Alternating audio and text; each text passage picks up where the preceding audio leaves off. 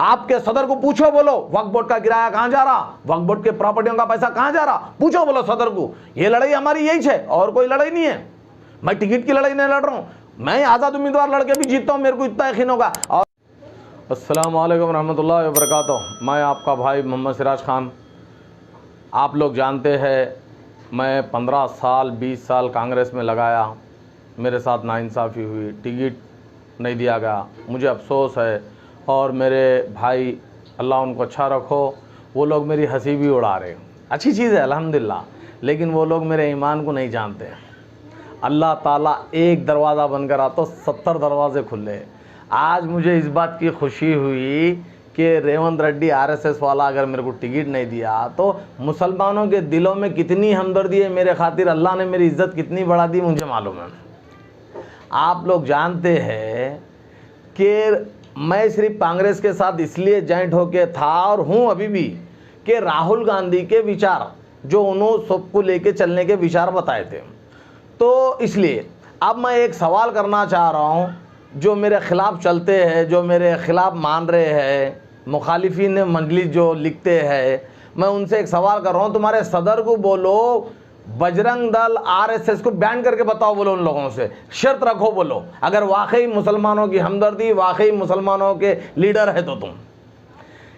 अब एक रेवंत रेड्डी जो है सो एक शब्बीर अली को कामारेड्डी में उसकी आवाम खुद गाली देती। हाँ, यहाँ जहाँ मुसलमान इतने भरे हुए ओल्ड सिटी में, यहाँ पर उसको फिक्र नहीं है मुसलमानों की, कामारेड्डी की फिक्र है। कामारेड्डी में शब्बीर अली हार रहा, मुसलमानों का लीडर है। शब्बीर अली को इसलिए बचाना चाह रहा रेवंत रेड्डी, वक्फ बोर्ड के प्रॉपर्टियों के बारे में शब्बीर अली को, एमआईएम को सबको मालूम है ये लोग मिल के मुसलमानों को कैसा लूटना।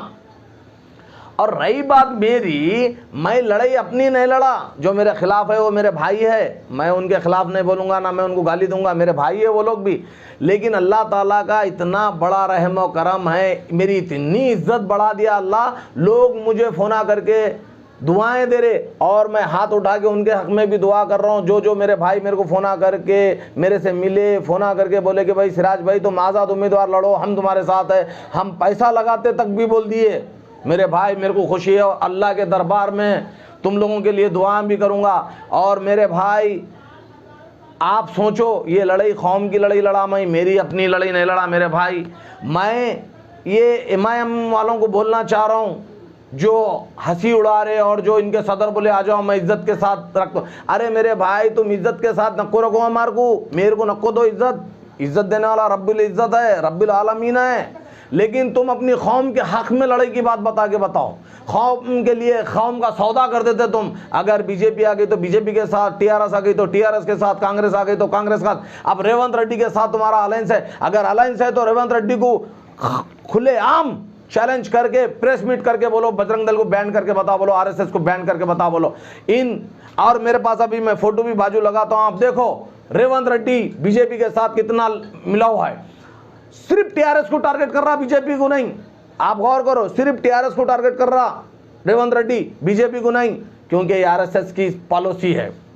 ये आरएसएस की पॉलिसी है कि कोई मुसलमान सिवाय 7 को छोड़ के, क्योंकि इन लोग कभी भी सौदा कर देते कौम का बोल के, ये 7 को छोड़ के 8वां मुसलमान या 9वां मुसलमान नहीं आना असेंबली में, क्योंकि उन आवाज़ उठाता मुसलमानों की। फिरोज खान उन मंदिरों में इसमें जाने वाला उन आवाज़ उठाता कौम की।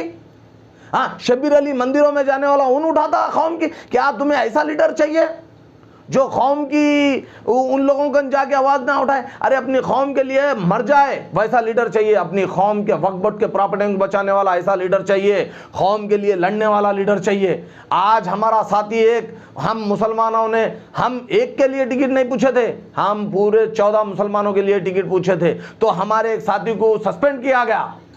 पॉलिटिक्स ये ऐसी चीज़ है, रेवंत रेड्डी जैसा सस्पेंड करा दिया, पार्टी से डिसमिस कर दिया। लेकिन हम डरने वाले नहीं है, हमारी लड़ाई कोई पार्टी की नहीं है, हमारी लड़ाई कौम की है, हमारी लड़ाई मुसलमानों की है, हमारी लड़ाई आने वाले नौजवान नस्ल बच्चों की है। मेरे भाई मैं ओल्ड सिटी में रहता हूँ, मांडोली कर लेना, 10 लाख रुपए लेके आके लाइन गिराबरी कर लेना मेरे लिए कोई बड़ी बात नहीं है, मेरे पास पैसा है, कोई बड़ी बात नहीं है अल्हम्दुलिल्लाह। लेकिन मैं कौम के लिए इसलिए लड़ा हूँ, अल्लाह का हुक्म, प्यारे नबी करीम सल्लल्लाहु अलैहि वसल्लम की एक बात है, जो कौम के लिए उठ के नहीं ठहरता वो जिंदा लाश है, वो जिंदा लाश है। तो मेरे दिल में एक बात चुभी, मैं आया हूँ और मेरी लड़ाई ख़त्म नहीं हुई, मेरी लड़ाई चालू है और मैं लड़ने वाला हूँ और आगे भी लड़ते रहूँगा, चाहे वो MIM हो, TRS हो, BJP हो या कांग्रेस हो। जहाँ जहाँ मेरे मुसलमान भाइयों पे नुकसान होगा मैं बराबर आवाज़ उठाऊँगा, भले मेरी जान जान दो, मेरे को कोई फ़र्क नहीं, क्योंकि अल्लाह के दरबार में मैं ठहर के ये तो बोलूँगा कि अल्लाह मैं कौम के लिए लड़ा हूँ, तू शायद मुझे माफ़ कर दे। और उन लोगों को बार बार दुआएं दिल से दे रहा हूँ, मेरे भाइयों को जो मेरे साथ ये होने के बाद बहुत खुशी से वो लोग फ़ोना करे, आके मिले और यहाँ तक बोल दिए कि भाई हम पैसा लगाते तुम लड़ो, मुझे बहुत खुशी हुई है। और जो मेरे मुसलमान भाई मेरे खिलाफ है उनके लिए भी मैं खिलाफ नहीं हूँ, अल्लाह से उनके हक़ में भी दुआ करूँगा कि मैं, क्योंकि ये लड़ाई तुम्हारी है, ये लड़ाई मेरी है, आने वाले तुम्हारे बच्चों की लड़ाई है मेरी। तुम्हें क्या नहीं चाहिए कोई IPS ऑफिसर? क्या तुम्हें कोई अच्छा हॉस्पिटल नहीं चाहिए? क्या तुम्हें कोई अच्छा डेवलपमेंट ओल्ड सिटी में नहीं चाहिए? क्या तुम्हारे को कोई अच्छा फ्यूचर नहीं चाहिए? कब तक? आपके सदर को पूछो, बोलो वक्फ बोर्ड का किराया कहां जा रहा, वक्फ बोर्ड के प्रॉपर्टियों का पैसा कहां जा रहा, पूछो बोलो सदर को। ये लड़ाई हमारी यही है और कोई लड़ाई नहीं है। मैं टिकट की लड़ाई नहीं लड़ रहा हूं, मैं आज़ाद उम्मीदवार लड़के भी जीतता हूं, मेरे को इतना यकीन होगा। और अल्लाह जो मेरा रास्ता बंद करा, अल्लाह का हुक्म है हम तुम्हारा एक रास्ता बंद करेंगे तो 70 दरवाजे खोल लेंगे बोला। तो अल्लाह ताला जो सो मुझे बता दिया, देख तेरे को यहाँ एक RSS वाला हटाया तो मैं तेरी इज्जत कितनी बढ़ा दिया। मैं खुश हूं और 2 रकात शुक्राना नमाज अदा करा हूं, मैं खुश हूं मैं, क्योंकि मेरे को इतनी खुशी हुई। मैं जब गांधी भवन में बैठा था तो 100 में फोन आ रहे थे मेरे को, हजारों में तो नहीं बोलूंगा लेकिन 100 में फोन आ रहे थे और लोग आके मिल रहे थे और खुश हो रहे थे कि वाकई मेरा शेर और आगे बढ़ो तुम, हम तुम्हारे साथ हैं। ये लफ्ज़ था लोगों का। और मेरे पास फोन रिकॉर्डिंग है, बहुत सारी चीज़ें हैं, हर किसी का यही लफ्ज़ था कि सिराज में तुम आगे बढ़ो हम तुम्हारे साथ हैं। और ये सिराज डरने वाला नहीं है, कौम के लिए भले जान जान दो, कौम के लिए लड़ूंगा और कौम को हक दिला के रहूँगा। हक क्या है पहले समझो। मुसलमानों को बेवकूफ़ बनाया जा रहा, चॉकलेट बनाया जा रहा, ये 7 मुसलमानों को इसलिए लेके जा रहा क्योंकि इन लोग कभी भी कौम का सौदा कर रहे बोल के, और कोई दूसरी बात नहीं है। आप एक काम करो मेरे भाई, आप हक की आवाज़ उठाओ, आप तहकीक करो मेरे बारे में। मैं कोई इधर उधर गांव में सिटियों में रहने वाला नहीं हूँ, मैं ओल्ड सिटी का रहने वाला हूँ, तुम्हारे बीच में रहने वाला हूँ। मेरे बारे में तहकीक करो पहले, ये लड़ाई क्यों लड़ रहा हूँ मैं, ये लड़ाई क्या है, किस लिए?